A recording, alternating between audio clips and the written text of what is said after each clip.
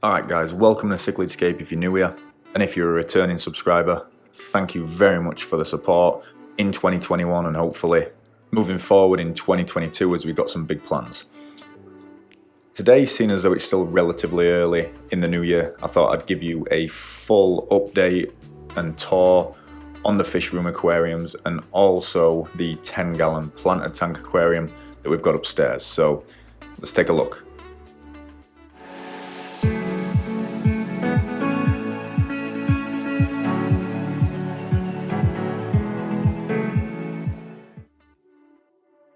Alright, so first up here we've got the 55-gallon South American Biotope aquarium. I've got a few videos on the channel on this aquarium that I'll link at the top right hand side of your screen right now, but this to me is probably one of the best, more naturalistic aquariums I've ever made. The fish in this tank are all South American fish, and a lot of the areas where they actually live in the wild are dominated by structures like this and tree roots hanging in the water, as a lot of their natural environment is floodplains, and scapes like this would be something that you could actually see if you ever went diving in South America. From the footage and photos and stuff that I've seen of the area, I think I did a really good job of kind of creating a snapshot in this aquarium. The rocks that I use in here are just naturally found rocks from the specific area where I live. I use Carib Sea, Supernaturals, Sunset Gold Sand in here, and then I've got some epiphyte plants as well, some Anubias nanopetit and some Java fern that's mainly stuck to the driftwood that I've got hanging down. This driftwood is actually two separate pieces of wood, but I've scaped it in a way and in a manner that from just looking at the tank, it almost looks like one piece, and I just think it looks brilliant. The filtration in this tank is super simple, and I'll leave basic descriptions of that filtration and the equipment I'm using in this tank below in the description, so if you want to check those out, you most certainly can do. In terms of the stocking of this tank, we have 4 Geophagus Tapajos that are still relatively young. One of them is really starting to show the bright red in the head, so I'm really looking forward to him growing up and showing his full maturity and coloration as that process develops. I've then got a natural looking angelfish. It almost reminds me of a Rio Nene angelfish. I'm pretty sure it isn't, but just the coloration and that vertical barring that he's got just looks awesome to me. And again, he's really natural, and he's probably my most favourite angelfish that I have currently in the fish room and that I've ever kept, to be honest. He's just awesome. I've recently added this Tetra species to the tank as well, and these are 8 head and tail like tetras, maxing out at about 2 to 2.5 inch. They really do add a pop of subtle colour to the tank with the iridescent greens. There's a tiny tinge of purple to them as well, and then the orange in the tail and the red over the eye. I just think they look awesome in this tank. So I'm really excited to see how these fish progress, even though they might be moving into a different tank moving forward. And I actually teased that in my most recent video toward the end, so if you didn't catch that, I would suggest you go back and take a look at it, because there's a pretty significant teaser and announcement in that video, and I'm going back to my roots, let's just say that. So that's the 55-gallon aquarium. Let's now go underneath to the 33-gallon African cichlid breeding tank.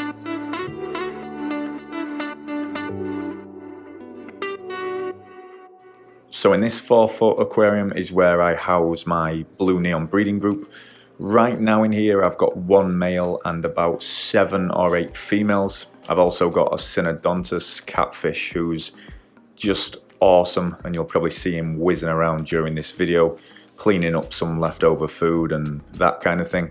He does actually bug the breeding group when they are trying to breed. So if I was really hell-bent on breeding this group like I was previously, I would certainly get him out of there, but for right now I think he's helping a little bit with population control, which is completely fine with me, as I don't have the grow out tanks and the space in the fish room right now. That might change in the future, but I'm just happy with where this tank's at right now and just growing up this male to become an absolute stud. As you can tell from the footage that I've got, the male is awesome.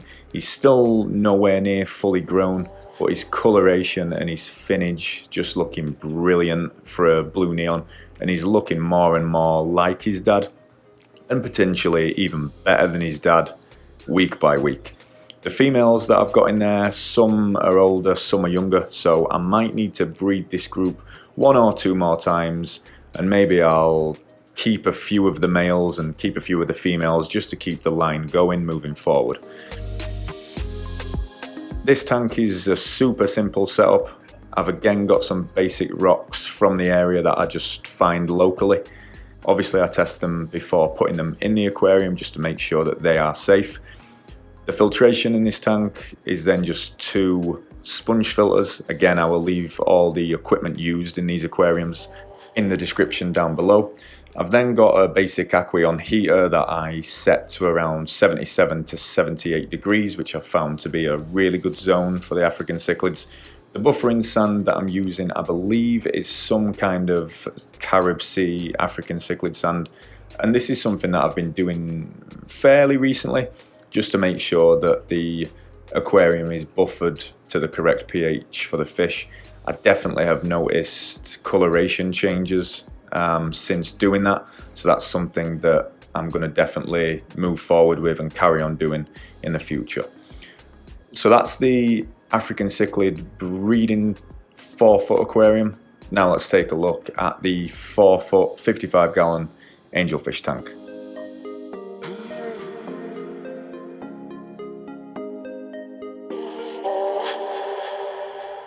So here's Angelfish Jungle. Overall, I'm really happy with this tank so far, and the plants that I've got in here are growing really nicely, considering I'm currently not running any CO2. This is something that I might change moving forward in case I want a more explosive growth. But for right now, I think the tank's looking pretty good and all the plants seem to be growing at a pretty good rate.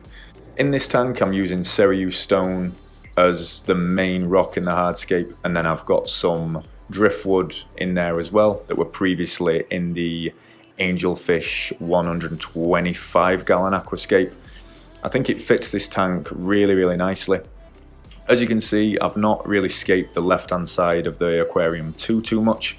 Right now I'm using this to propagate some aquarium val, some dwarf sage and some smaller cryptocorini species. Once these start to really get a foothold and I've got more plants of them, I'm going to then spread this around the aquarium and add some more driftwood to that right hand side and kind of link those 2 separate parts of the tanks together, which I think will look really nice. End goal in this aquarium is to remove that sponge filter once I get a few more filter components, and I've actually just ordered one for this aquarium that I'll be reviewing and showing you in the next few weeks in a video, so make sure you stay tuned for that.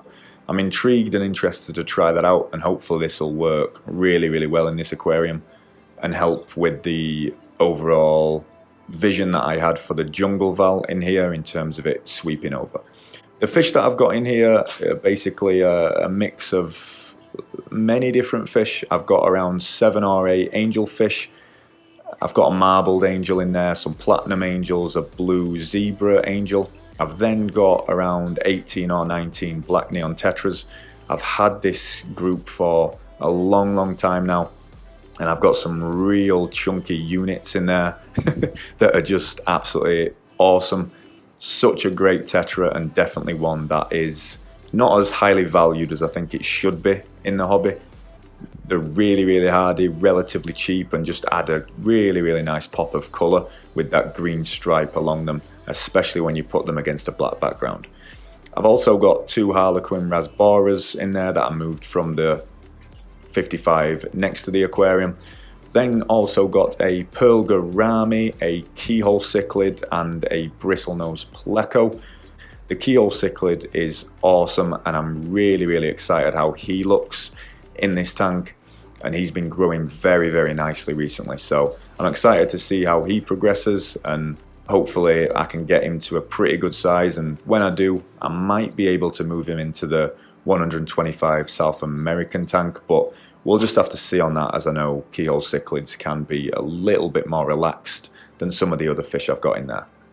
In terms of plants in this aquarium, I've just kept it to the basic, easy to grow ones. We've got a lot of crypts, a lot of dwarf sage, some aquarium valves, some hygrophila, and then a lot of epiphytes in terms of Anubias nana petite, Java fern winterlove.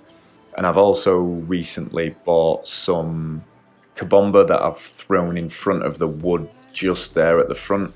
Hopefully this is going to grow nicely and I can trim it, keep it short, and that bushy look I think will look really nice.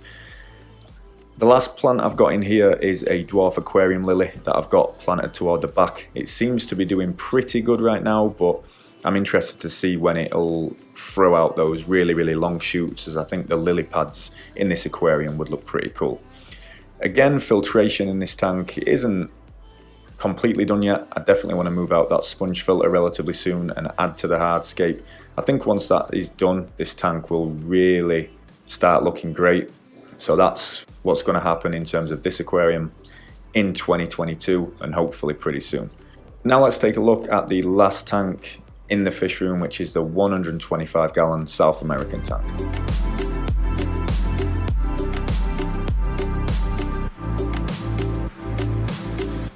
So this is actually the third rendition that I've done of the 125 gallon tank.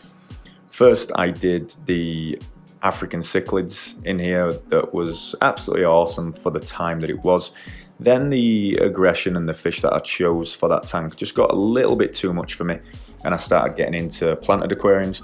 It was then that I changed it to a planted tank for angels and tetra and that kind of thing, and I really did enjoy this tank, but then had to tear it down to move out of my previous house and into apartment while this current house was getting built. Once I moved into this house and got the fish room built, this 125 gallon South American cichlid tank was the first tank that I built. So if you haven't checked out that video and checked out the full fish room build series, make sure you do. But so far I am absolutely loving this tank. It's currently being filtered by an FX6 that's currently still seeding and 3 sponge filters.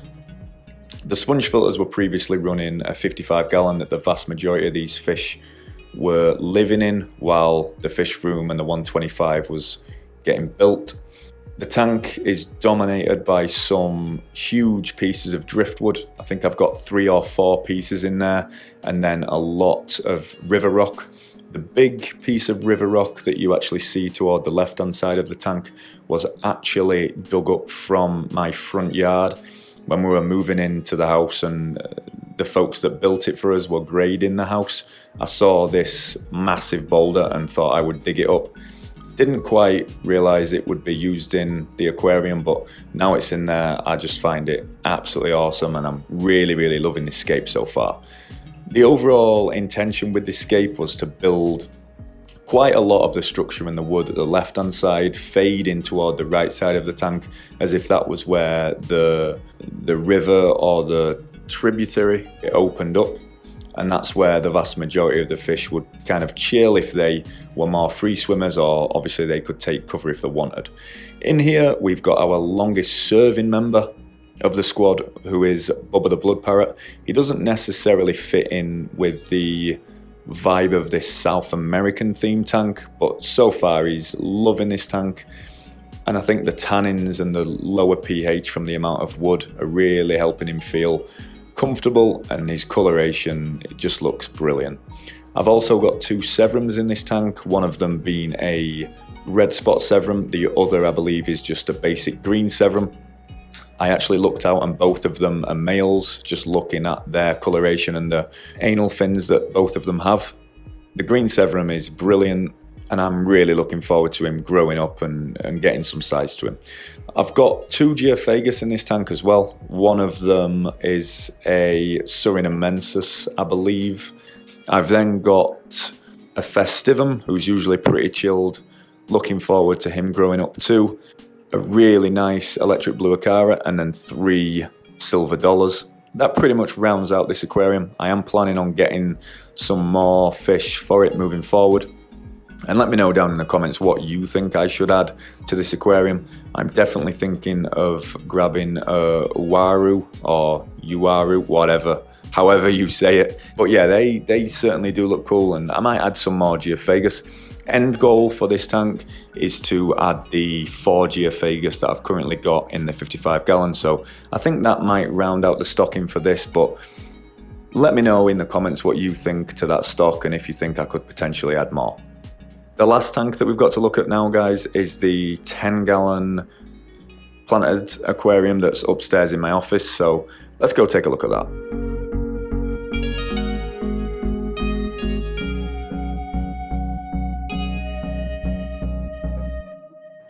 So here's the Iwagumi Aquascape. Iwagumi basically means rock yard, and it is a commonly used style of aquarium within the hobby.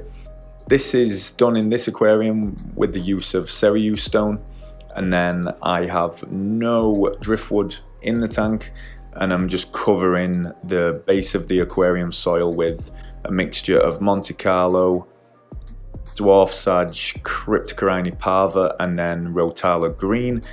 Equipment on this tank can be found down below, but I'll run you through it real quick as well. I've got an Asta 20 aquarium light, a AquaClear 20 filter, a basic Aquion Pro heater that I've got set at 77 degrees, I believe, in this aquarium.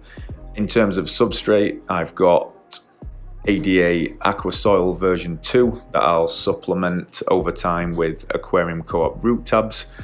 This tank, in my opinion, is really, really nice, especially to say that it's low tech. I don't use many fertilizers in here, and I certainly don't dose CO2.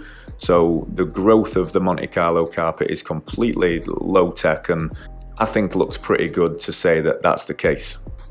Stocking in this tank is 1 Siamese algae eater from when I had a little bit of a BBA outbreak. I will be moving him into the 55 gallon planted angelfish tank soon. 1 Japonica or Amano shrimp, and then 8 or 9 neon tetras. The neon tetras look really, really nice in this aquarium and really pop against the vast amount of green that's in this tank. I'm debating switching out this tank sometime soon and doing something a little bit different in here. I am more intrigued right now into the more naturalistic looking aquariums, so I might do something where I've got a small base layer of sand, some epiphyte plants and some wood, and see how the neon tetra like that. But time will tell, and I definitely don't want to give up on this aquarium just yet, as I think it looks awesome, and I'm really enjoying the awesome landscape vibe that it gives me, and it certainly relaxes me sometimes during work when the lights do come on and I can see it throughout the day. So that's pretty much it, guys. We've got some stuff coming up in 2022, a lot more product reviews, videos, some exciting new projects, and a few more aquarium builds. One that I've got coming up in the fish room is a 40 gallon breeder, which then means we'll be switching out one of the 55 gallons and doing a whole new stock in that, and hopefully that's something that you guys will really enjoy, especially the longer term subscribers will certainly enjoy it, I know that for sure. So let me know down in the comments what you're thinking to Fishroom 2.0. Which overall aquascape is your favourite, and what would you like to see from the channel moving forward in 2022? If you have got to the end of the video, guys, I really appreciate you watching till this point. Make sure you leave me a comment down below. Let me know what you like about this video. Make sure you like it, and make sure you subscribe if you haven't already. Thank you very much for the support, and we'll see you in our next video. Bye for now.